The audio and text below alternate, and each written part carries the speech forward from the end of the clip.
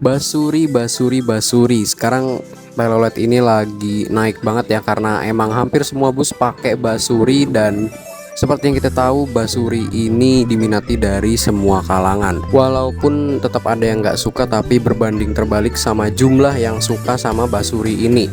Jumlah yang suka sama basuri ini lebih banyak daripada yang nggak suka. Basuri ini ramai dari tahun 2021, dimana waktu itu viralnya karena klakson mengular. Jadi dulu belum disebut basuri, dulu masih disebut klakson mengular. Dan yang memperkenalkan itu kayaknya si tuan muda ini deh, waktu masih di Bris Trans.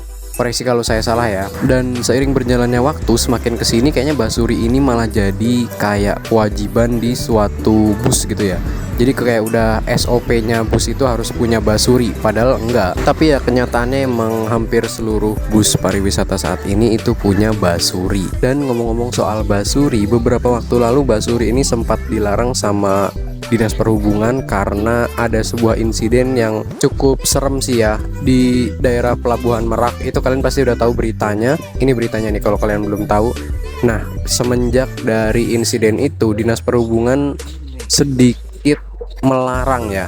Jadi udah ada pernyataan dari Dinas Perhubungan bahwa nggak boleh pakai basuri. Bahkan Karoseri Adi Putro yang tadinya itu menerima instalasi klakson basuri mengeluarkan pernyataan bahwa mereka nggak lagi menerima instalasi klakson basuri kalau lagi mau rilis bis. Dan waktu baru ada pernyataan itu juga polisi gencar-gencarnya tuh ngerazia klakson basuri di unit-unit bus pariwisata. Tapi yang uniknya adalah waktu adanya mudik gratis itu yang diselenggarakan sama pemerintah, banyak bus-bus pariwisata yang membunyikan klakson basuri waktu mau diberangkatkan.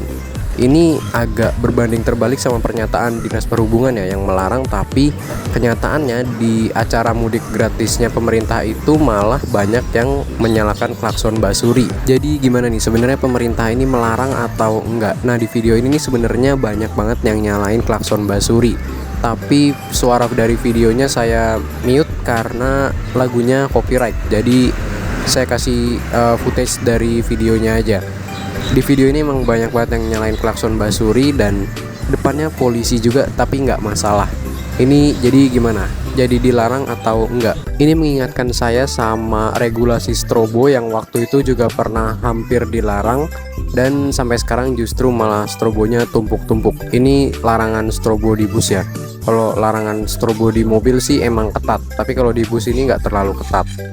Dan buat sekarang ini keadaannya adem ayem aja, kayaknya nggak ada pantauan yang memperlihatkan kalau ada razia basuri di terminal maupun di tempat-tempat yang banyak bus pariwisata. Bahkan saya dapat kabar katanya ada unit bus yang kemarin itu basurinya dicopot dan sekarang dipasang dan malah ditambah lagi.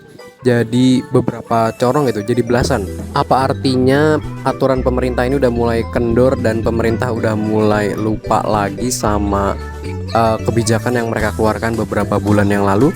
Kita nggak tahu, tapi semoga aja basuri nggak dilarang ya, karena ini juga buat hiburan kita semua kan. Kalau menurut saya pribadi basurinya nggak usah dilarang, tapi yang perlu ditertibkan adalah mania-manianya dan juga penggunaan klakson basuri ini.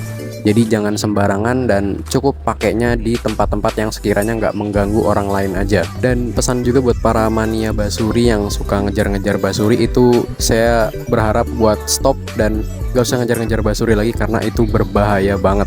Jadi biar nggak dilarang lagi kayak kemarin, kita sepatutnya bijak dalam huntingnya. Jadi nggak usah ngejar-ngejar basuri lagi dan nggak usah ngoyot-ngoyot di depan bis lagi, karena itu juga termasuk berbahaya sih. Takutnya keseruduk bisnya kan bisa, ya bahaya juga sih itu. Jadi cukup stay di tempat aja dan nggak usah dikejar-kejar karena itu bener-bener berbahaya. Oke, mungkin segitu aja yang bisa saya sampaikan di video kali ini. Kurang lebihnya mohon maaf dan sampai berjumpa di video selanjutnya. See you.